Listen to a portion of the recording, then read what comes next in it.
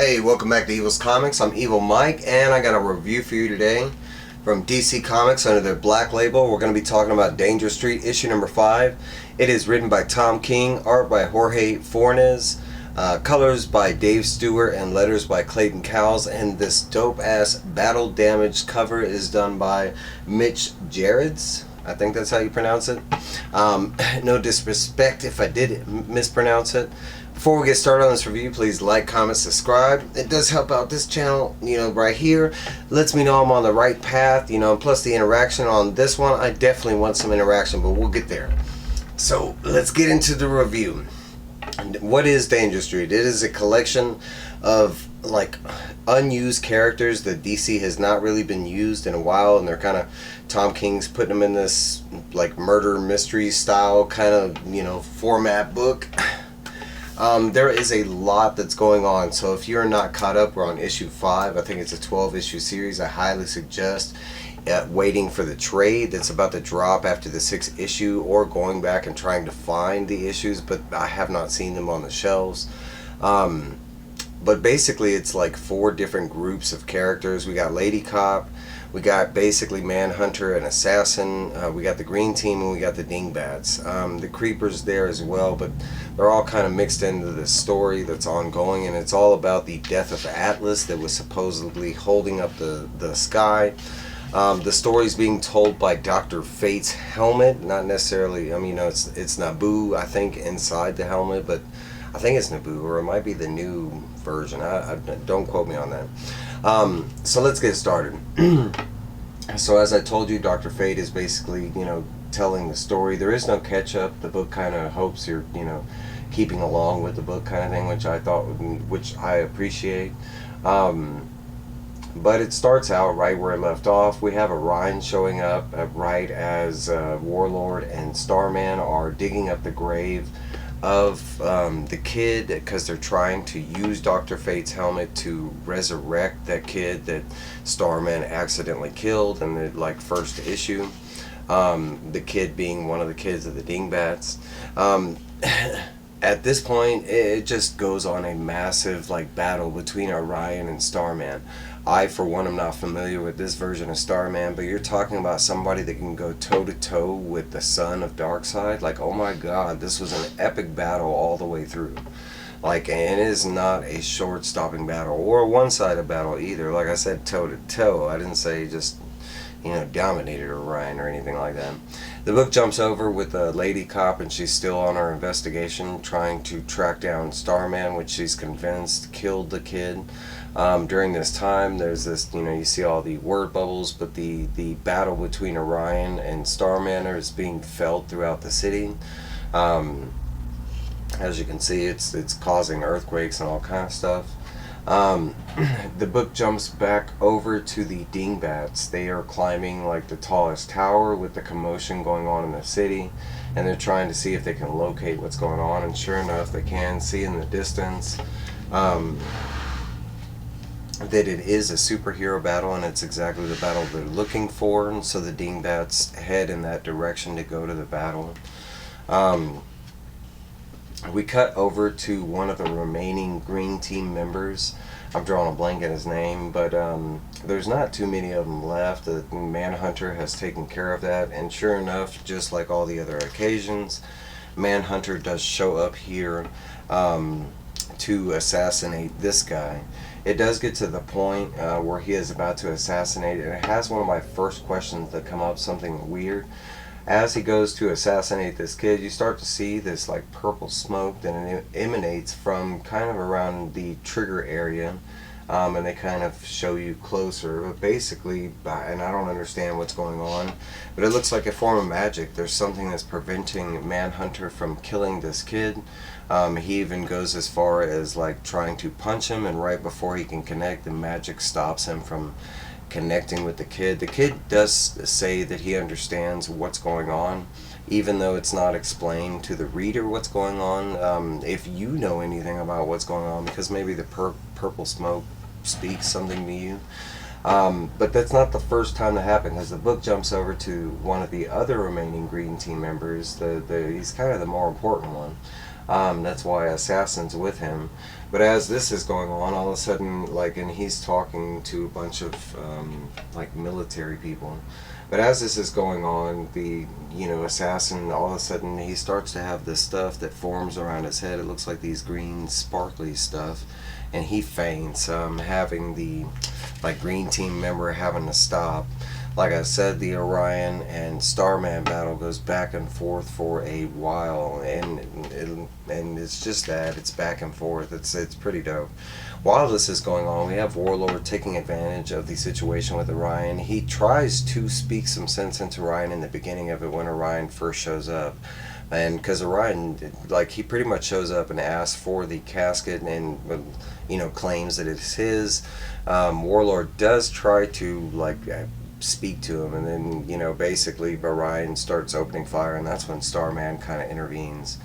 Warlord's taking this advantage, and he's basically digging the grave, trying to get to the casket so they could do the resurrection, while Starman's keeping Orion busy. As this is going on, another weird thing starts happening. Warlord is talking to someone. It is not like he's talking to himself because he's physically getting answers, but maybe it's something from Warlord's comics specifically, because he does start talking a lot about, where he's from and stuff like that. Of course, as this going on, Lady Cop gets in her car. She's heading to that exact location. She does, like, call for backup and stuff like that, but not really answered. We have one of the dopest scenes in the book with Jack Ridley, or I think that's his name. Don't quote me, but AKA the Creeper, and he is sitting there and he is being, like, prompted about like his ongoing investigation with the Outsiders or something like that by a secretary. As he's getting prompted, he has this little message from the Batman under his cigar, in a cigar case, to meet up on the roof. Shortly later, after making, like, a quick excuse to go up on the roof, he does, and Jack Ryder, he eventually meets Batman in one of the dopest scenes ever. Batman basically tells him to stop the Outsider investigation, that it's a hoax, that there is no such thing as the Outsiders at this moment, and it's something that's persuading him to basically make this false news. There's somebody that's leading him, kind of thing. Batman tells him if he doesn't stop, Batman's going to get intervened.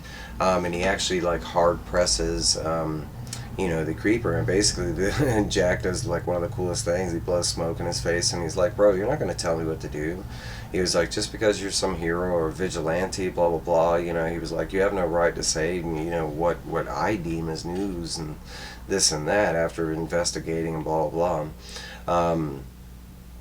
It gets to this point where Bruce and as bad, he does try to talk the Creeper into sensical.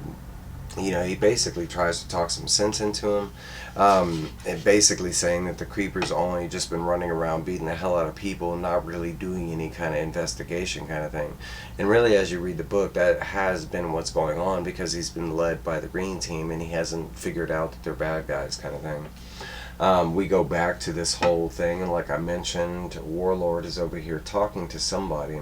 I don't know if there's any kind of clues or context, because it's not stated whether he's talking to himself, a physical person, but it's a lot of stuff that has to deal with, like, where he's from, because, like, I'll read you a little passage, and he's like, don't get me wrong, this is great, fighting the hordes and the magic witches and all that, it's great. He's talking about older times from the Warlord, comics, basically.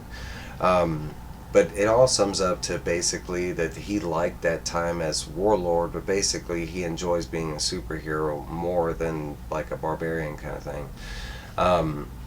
As it's going on, they still have the battle between, Starman and Orion. As Warlord is loading up his car, of course he ends up taking off. We catch up with the Dingbats, and they're on their little scooter shown in the first, their ATV shown in the first issue. And the kids are kind of questioning what they're going to do when they get there, and Non-Fat is basically like, hey, reach into that bag. As they reach into the bag, guess what? They pull out a gun, and the kids question how they got the gun. Non-Fat, he mentions that like, that he had diamonds, that he had money, and he has mentioned this before, that he had money. We cut back over to the green team, and I assume Assassin at this point is, you know, recuperating from fainting or whatever happened. There is kind of a brief question of that, but it's never answered what happened. At this point, the green team member, and he's kind of one of the only ones left besides the other guy that we just saw, he's basically propositioning Assassin to stop protecting the green team and only protect him. And he's like, basically, I can make everything you wish come true. I got money, I got blah blah blah. And he was like, use your head. And that's kind of the sum up of what happens. We are left at that moment with, like, you know, the promising handshake to seal the deal, whether Assassin takes it or not. Jump back over to a Warlord, and he is driving, getting away from that situation, and texting. It plays an important role in what comes up, but he is texting Starman basically, hey, after you finish fighting it out with Orion, you know, I'm going to be at our old hangout. As he is texting, sure enough, because there's multiple people heading to the same location, he ends up crashing, or kind of like side brushing with the ATV kids. The kids are not looking for Warlord, they're looking for Starman, they're looking for the blue guy. So they end up like sideswiping him, and they continue on going. He kind of like looks back and kind of, you know, shouts at the kids and stuff, and as he does this, he ends up crashing into Lady Cop. And let's see. They show a panel of the casket in the back of Warlord's car go flying. It does end up landing, and the casket opens up. After that, we are caught up with the final battle. We see that the Dingbats have found Starman. We see that Starman was victorious over Orion, but like only for a second, because right after that he basically tells the kids to mention to Warlord that he beat Orion, and then after that he passes out. We see Non-Fat remove the gun, cock it, and smile. After that, the book jumps over to one of our last remaining green members, the one that was the attempted assassin earlier, and whatever happened earlier is not there now, because as shown, Manhunter has figured out how to kill this kid, and he quickly does so by choking him to death. The very final page is a couple other things, you know, just they show Warlord knocked out in the crash, they show Lady Cop getting out of her car to find out what happened. Of course, they showed, you know, the Dingbats with the gun pointed at the now collapsed Orion and Starman. We see our last remaining green member. I think he's the last remaining one now that that kid was killed. We see him making a deal with what looks like, and I'm assuming, the military. Go back to this, and we have Jack Ryder, and he's reporting the news that he wants to report, and he does this whole, you know, this soiree on superheroes and how they're not, you know, they might be good people and they might save us and stuff like that, but how many times have they not been there to save you, kind of, you know, deal. And that's kind of where the you know, book leaves off. It does show the dead kid, it shows Assassin on that boat, so I'm assuming he agreed to the deal, and that's where Dr. Fate leaves us for the next issue. This book's fantastic. Every issue impresses me. The paper quality, the color is fantastic. It feels like an old book, but it's still progressing and moving in exactly the way I want it to, just greatness. But there are a couple questions. I don't know what was going on with Manhunter and the whole magic thing. Does that have to do with because now his boss was killed in the last issue by Assassin? Is that something that Assassin can do? I don't know. The whole Assassin passing out, I don't get that. If you know anything about these things, please let me know. Let's talk about it. That's what I'm on YouTube for. I'm looking for the answers, people. Alright guys, that's all I got for you. It's Friday night. There's a lot of shows going on. I will be out there in the chats, you know, enjoying these shows. But that's what I got for you. Alright guys,